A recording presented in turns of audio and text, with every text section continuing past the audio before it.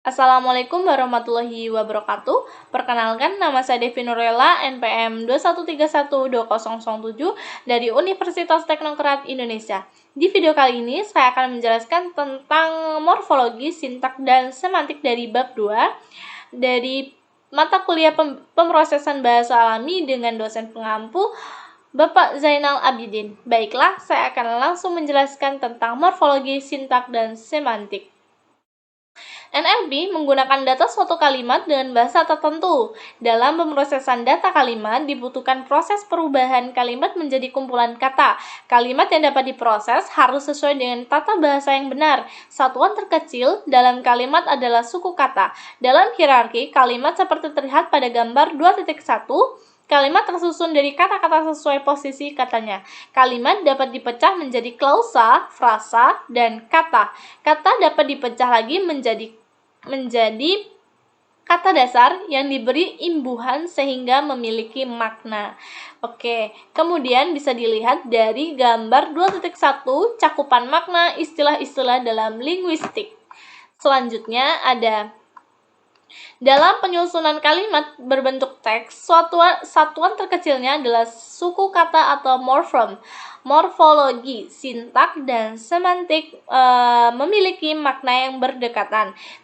Cakupan makna yang paling luas dari ketiga istilah tersebut adalah semantik. Morfologi mempelajari struktur dalam membentuk suatu kata. Strukturnya pembentukan kata yaitu dengan adanya stem sebagai akar kata, kemudian awalan dan akhiran. Sedangkan sintak melihat aturan dan bagaimana kata-kata bisa disusun menjadi sebuah kalimat yang baik dan benar.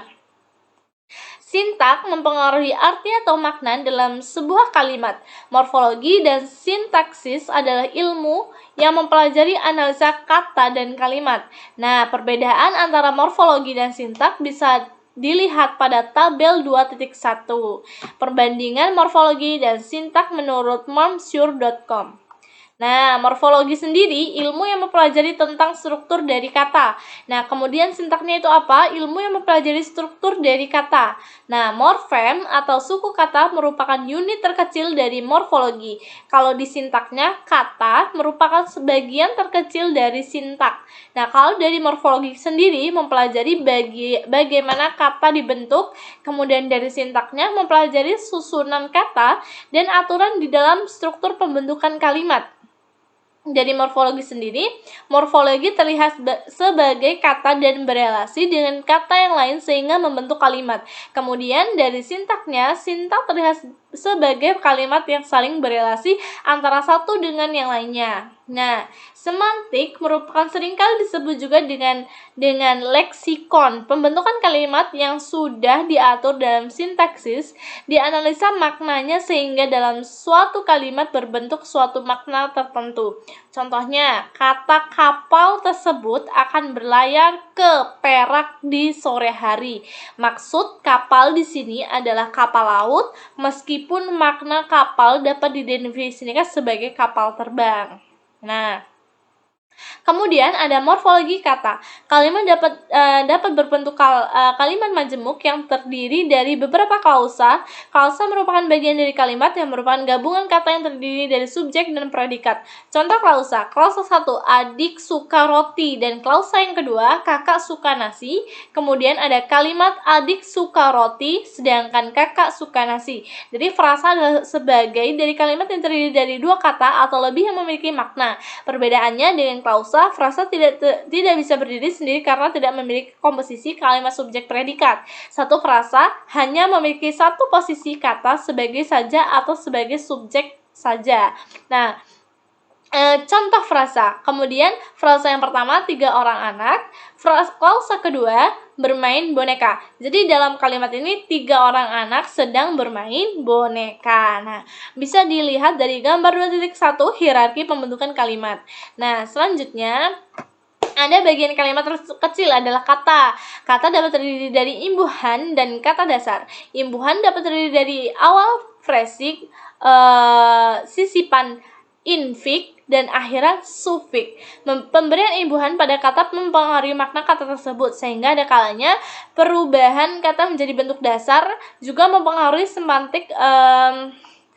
semantik kalimat. Pengaruh imbuhan juga dapat mengubah bentuk kata. Terdapat beberapa aturan dalam pemberian imbuhan dalam kata. Contoh, be akan berubah menjadi bel. Jika diketuk dengan kata dasar berawalan A, sisipan juga dapat dipengaruhi makna dalam kata. Berada di antara huruf-huruf berbentukan kata. Contoh kata berimbuhan. Bermain jadi bermain. Dimainkan jadi dimainkan. Belajar jadi beajar. Dan jajah jadi jelajah. Oke. Nah, selanjutnya ada pemrosesan suatu kata tidak terlepas dari bentuk kata dan juga aturan dalam pembentukan suatu kalimat. Pemrosesan NLP dilakukan pada term dari sebuah kata sehingga kalimat terlebih dahulu harus dipisah berdasarkan kalimat. Proses pemecahan kalimat menjadi sebuah kata-kata atau kumpulan kata n-gram disebut dalam proses tokenisasi. Kata hasil tokenisasi adalah token. Token kemudian diproses untuk mencari kata dasar atau root-nya. Proses perubahan kita menjadi kata dasar root adalah proses stemming. Nah, di sini ada contoh 2.3, contoh aplikasi post-staging. Nah, proses yang dilalui oleh data masukan atau teks dapat terdiri dari beberapa tahapan sebelum masuk ke dalam model NLP. Seperti terlihat pada gambar 2.3, data teks tidak dapat langsung diproses dalam model NLP yang diinginkan, tapi harus melalui tahapan-tahapan proses sesuai hierarki kalimat. Proses awal data teks adalah tahapan processing, kemudian masuk dalam proses pemahaman struktur kalimat atau sintaks. Selanjutnya adalah proses fungsional, yang merupakan model NLP. Processing yang umumnya dilakukan adalah lower case process, tokenisasi, stemming, lemmatization, dan removing, stop word. Tidak ada keharusan merupakan menggunakan sebuah tahapan processing, semuanya disesuaikan dengan kebutuhan sistem. Kemudian ada proses lower case. Proses lower case ini adalah proses perubahan case pada data teks dari huruf besar dan huruf kecil, sehingga data teks yang akan diproses memiliki case yang sama.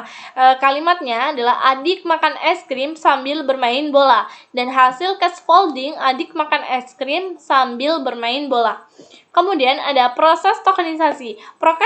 Proses tokenisasi adalah proses pemecahan kalimat menjadi bagian kata, klausa, atau frasa, atau kata yang memiliki makna. Nah, pemisahan dalam proses tokenisasi biasanya dilakukan dengan beragam metode. Metode yang umumnya digunakan adalah pemisahan berdasarkan spasi.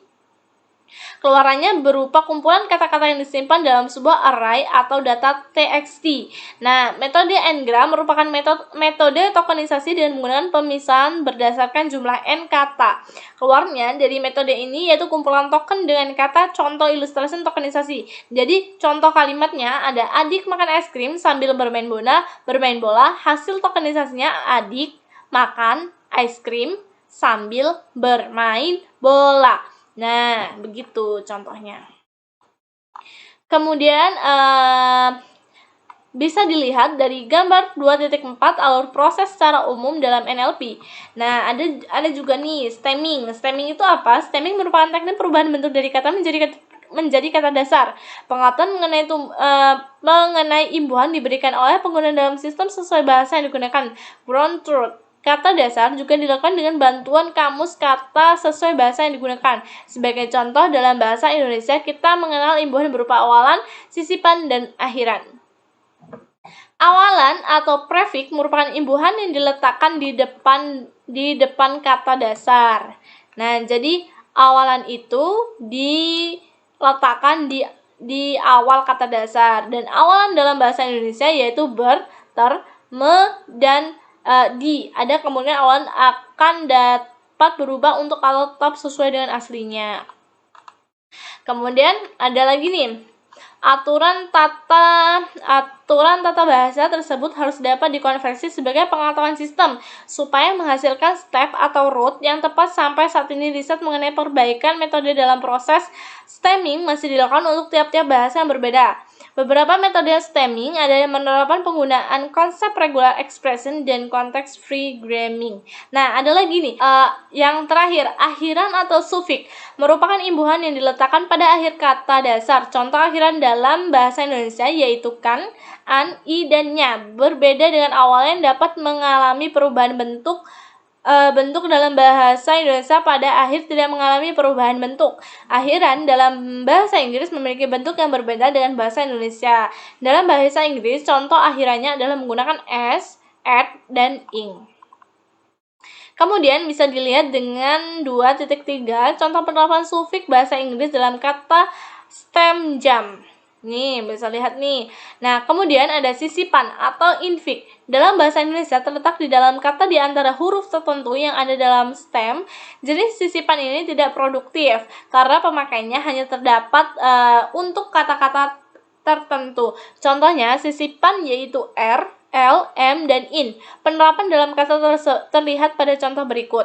Nah, bisa dilihat nih ada jajah plus l, jadi jelajah. Kemudian gigi, R, gerigi, dan tunjuk, L, telunjuk, kemudian kuning, kemuning. Nah, terlihat bahwa terdapat perubahan makna dari kata menjadi kata setelah diberi imbuhan.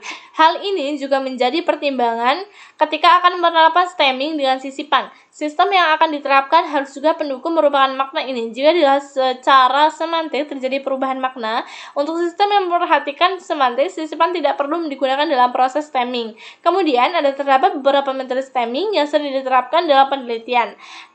Di antaranya ada Porter stemmer dan masih banyak lagi. Ada Lancaster stemmer, ada Snowball stemmer, Nazif Andriani stemmer, dan masih banyak lagi. Pengembangan metode stemming terus berkembang dan berbeda untuk berbahasa yang berbeda. Perbedaan ini dikarenakan adanya tata bahasa yang berbeda untuk tiap bahasa.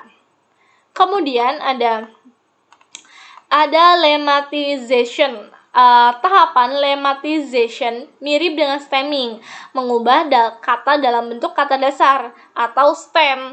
Nah, perbedaannya jika stemming menghilangkan imbuhan untuk memperoleh kata dasar, tetapi lemming melihat perubahan kata sesuai dengan bentuk waktunya. Tidak semua bahasa menggunakan tahapan ini. Dalam bahasa Inggris, untuk kata kerja terhadap 3 bentuk kata kerja sesuai waktunya. Jadi verb 1, verb 2, verb 3. Contohnya penerapannya adalah kata sang, sing, sung. Dengan lemming sing. Nah, kemudian ada stop word atau removal. Stop word removal. Nah, tahapan ini digunakan untuk menghilangkan kata yang dianggap tidak penting untuk proses pengolahan data teks. Hal ini dilakukan untuk mengurangi waktu pemrosesan karena data stop word dianggap tidak mempengaruhi terhadap kualitas hasil sistem. Nah, bisa dilihat dari tabel 2.2 list stop word bahasa Indonesia.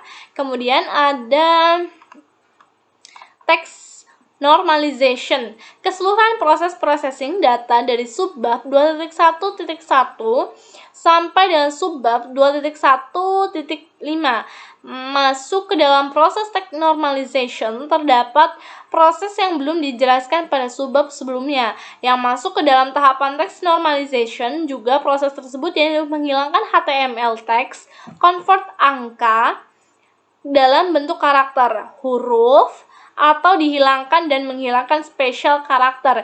Jadi tanda baca, tanda aksen dan lainnya. Kemudian ada pre-process yang sudah dijelaskan tidak keseluruhan digunakan dalam setiap sistem. Tergantung kebutuhan sistem. Contoh untuk kasus deteksi sentimen emosi, lagu punctuation atau tanda baca seru dan tanda tanya ternyata berpengaruh terhadap akurasi sistem sehingga tanda baca tertentu tidak dibuat dari dokumen. Stemming juga berpengaruh terhadap akurasi sistem. Penggunaan stemming yang tidak baik akan mempengaruhi hasil proses dan akhir sistem. Nah, kemudian ada sintak. Nah, sintak merupakan gabungan kata dalam sebuah frasa atau kalimat dengan mengikuti aturan atau pembekuan kalimat yang baik. Sintaksis merupakan pengetahuan tentang urutan posisi kata dalam pembentukan kalimat. Contoh, Kalimat tersusun dari subjek plus predikat. Jadi subjek tersusun dari determinan, kata benda. Jadi predikat tersusun dari kata kerja, yaitu kata benda. Bisa dilihat dari kalimat dan dependensi person dan postenging. Kemudian ada semantik. Semantik mempelajari arti gabungan kata atau frasa dalam membentuk suatu kalimat. Makna semantik lebih luas daripada sintetik. Contoh, kalimat pengundung semantik yaitu orang yang tinggi hati tidak disukai oleh masyarakat. Kakekku datang membawa buah tangan. Dia menjadi tangan kanan pimpinan perusahaan. Kemudian ada untuk dapat menganalisa secara sintaksis, kita membutuhkan pengetahuan dari pengguna mengenai makna kata yang sering digunakan dan kecenderungan kata tertentu berdampingan dengan kata lain. Oke, word center disambiguation (WSD), keyword embedding atau vektor semantik. Oke, cukup sekian dari saya untuk penjelasan bab 2. Terima kasih dari saya. Wassalamualaikum warahmatullahi wabarakatuh.